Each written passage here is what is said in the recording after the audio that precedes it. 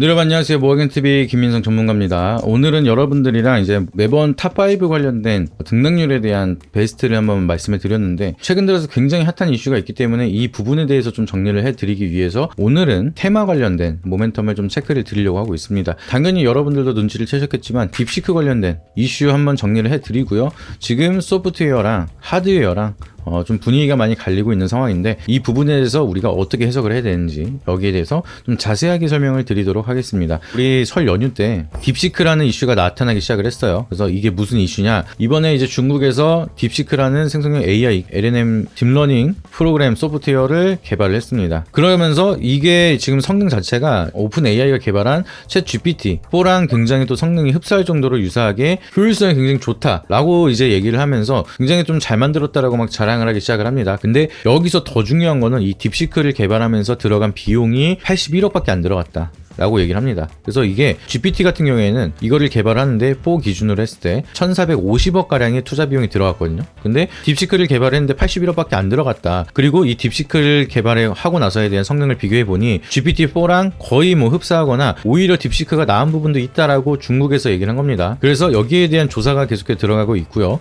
이제 여기에서 과장되지 않았나, 여기에 대한 수사가 뭐 FBI까지 들어가면서 얘기가 나오고 있습니다. 근데 중요한 거는 이 딥시크가 일단은 생성형 AI를 개발을 해서 이 성능 자체가 나쁘진 않다라고 얘기를 하고 있습니다. 그래서 AI의 선도국이라고 불리는 미국이 1위고요. 이제 2위가 중국인데, 중국이 미국을 이제 더 적은 비용으로 추격을 하고 있다. 큰 파장이 나타나고 있다라 보시면 좋을 것 같고요. 그리고 중요한 거는 미국에서 중국한테 반도체 규제를 때렸습니다. 그래서 얘네들이 쓸 수 있는 칩은 H800밖에 없었어요. HBM3라든지 블랙엘을 쓰지 못하는 상황에서 GPT-4랑 비슷한 성능을 개발을 했다라고 얘기를 하고 있기 때문에 굉장히 큰 파장이 나타나고 있는 상황입니다. 그래서 두 가지 요소로 우리가 이슈가 만들어진 게, 첫 번째, 저비용 칩으로도 성능을 만들 수 있는 소프트웨어가 좀 더 부각이 될 것이다 라는 게 이제 첫 번째 이슈가 됐고요. 두 번째 이슈로는, 그러면 지금 고비용 칩을 계속 생산해서 판매를 하고 있는 하드웨어, 이쪽에는 악재가 되는 거 아니냐. 소프트웨어들이 더 이상 비싼 칩을 사지 않는다면 그동안 엔비디아가 돈 벌었던 방식이 계속해서 고비용 고성능 칩을 개발을 해서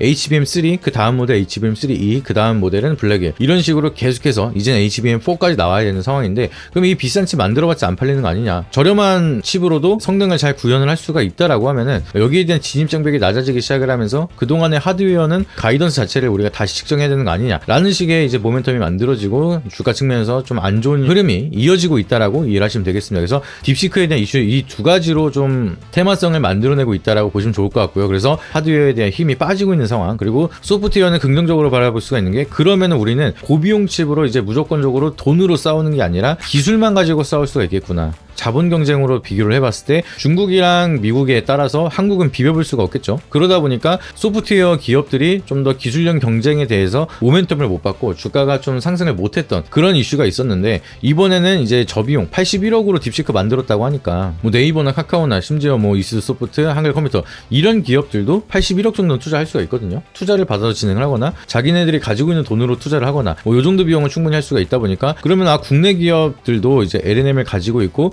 기술력만 있으면은 글로벌 기업들이랑 좀 비벼볼 수가 있겠구나 라고 생각을 하면서 이제 시장에서 좀 부각을 받고 있는 상황이다라고 기억을 하시면 되겠습니다. 특히나 지금 딥시크 같은 소프트웨어 쪽에 호재로 바라볼 수가 있는 게 오픈소스입니다. 이 오픈소스는 이 개발자들이 그냥 이 소스코드 가져와서 업그레이드 해서 써라, 약간 이런 관점으로 보시면 됩니다. 그동안에 오픈 AI 같은 경우에는 데이터 센터 여러 가지 막 짓고 폐쇄적으로 소스코드를 이제 만들어 놓고 기능만 쓸 수 있게끔 사용을 했거든요.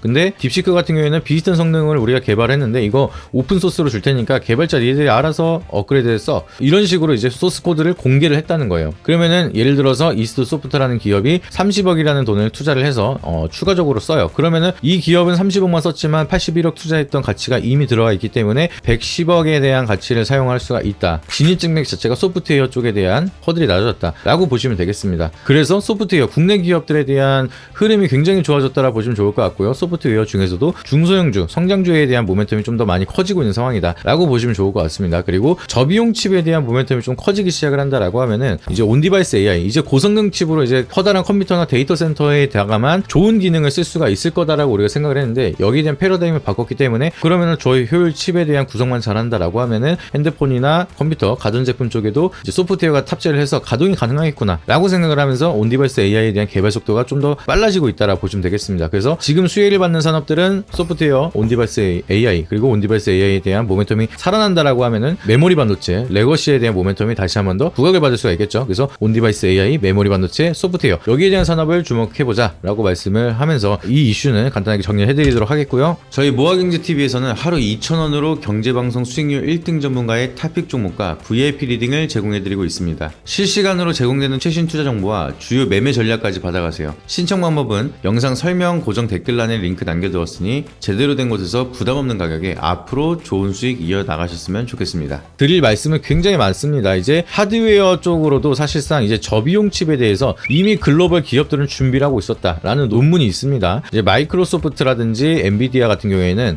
우리가 AI 학습을 하는데 사용을 하는 단위가 비트 단위가 FP 8에서 16 정도를 사용을 했어요. 근데 얘네들이 얘기를 하고 있는 논문은 이미 지금 FP8에서 이제 더 나아가서 FP4까지 진행을 하면은 단순화되면서 이제 연산 속도가 굉장히 빨라질 수가 있기 때문에 이 저비용 칩으로도 이제 FP4로 낮추면은 연산 속도가 굉장히 빨라질 것이다 라고 이제 마이크로소프트 논문을 발표한 바가 있고요. 엔비디아도 거기에 대한 목표치를 얘기한 적이 있습니다. 트위터를 통해서. 그렇기 때문에 지금 딥시크가 저비용 칩에 대해서 먼저 치고 나가서 여기에 대한 이제 패러다임을 바꾸긴 했지만, 이제 마이크로소프트나 엔비디아는 이미 거기에 대한 준비를 하고 있었고 진입장벽 자체가 낮아지는 것은 당연한 수순이었다라 보시면 좋을 것 같습니다. 그렇기 때문에 소프트웨어에 대한 이제 기술 경쟁이 이어질 거다. 그리고 여기에 더해서 오픈 AI가 지금 위기의식을 느끼다 보니까 폐쇄적으로 이어가다가 이것도 마찬가지로 오픈소스를 좀 공개를 할 가능성도 있다라고 얘기가 나오고 있습니다. 만약에 그렇게 된다라고 하면은 한국형 소프트웨어는 진짜 할 수 있는 게 너무나 많아지기 때문에 그럼 그걸 통해서 잘할 수 있는 기업들을 우리가 선택을 하는 게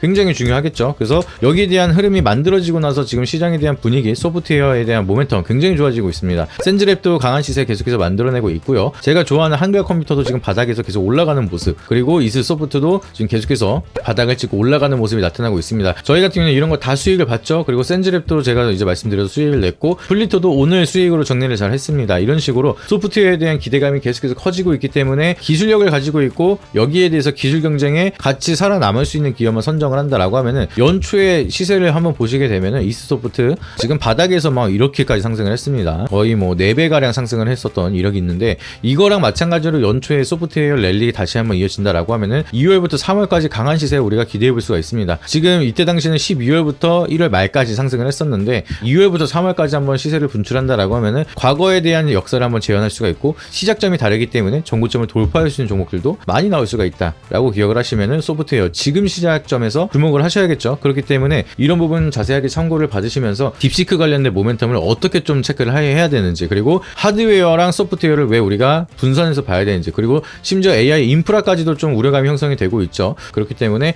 이런 부분에 대해서 여러분들이 좀 더 딥하게 자세하게 좀 같이 학습을 하고 싶다라고 하시면은 하단에 있는 번호에다가 여러분들이 문자로 정보 신청이라고 한번 보내주시면은 이런 부분에 대해서 실시간으로 계속해서 풀어서 말씀을 드리도록 하겠고요. 여러분들이 이런 부분들을 자세히 알아야지만 여러분들이 이 산업에 대해서 투자를 하는데 많은 수익률을 끌고 갈 수가 있습니다. 우리가 매매를 하면서 기다리지 못하고 불안한 이유는 거기에 대한 이해도가 부족하기 때문에 계속해서 불안할 수밖에 없는 겁니다. 그래서 그런 부분을 채워드리는 역할을 저희가 해드리고 있고, 그리고 좋은 종목을 우리가 어떤 종목을 선정을 해야 하는지 그것까지도 우리가 도와드리고 있으니까 하단에 있는 번호에다가 연락 주셔가지고 많은 도움 받아보시길 바라도록 하겠고요. 그리고 이제 소프트웨어 중에서도 우리가 아직까지 접근을 할 수가 있고 기대 수익률을 높일 수 있는, 좀 중장기적으로 바라볼 수 있는 탑픽 종목은 멤버십 영상으로 좀 체크를 드리도록 할 테니까 멤버십 영상까지 오셔가지고 신청 주셔서 투자에 참고해 보시길 바라도록 하겠습니다. 이제 마지막으로 구독과 좋아요 한 번씩 눌러주시고 오늘도 성공적인 투자하시길 바라도록 하겠습니다. 네, 이상입니다. 앞선 영상 속에서 말씀드린 투자 전략 노하우에 대해 더 자세히 알고 싶은 분들은 지금 바로 영상 설명란 혹은 고정 댓글을 확인해 주시면 됩니다. 현직 경제방송 전문가님이 직접 운영하시는 카페 링크도 첨부해 두었으니 가입하셔서 시황 브리핑과 교육 자료도 함께 받아보시기 바랍니다.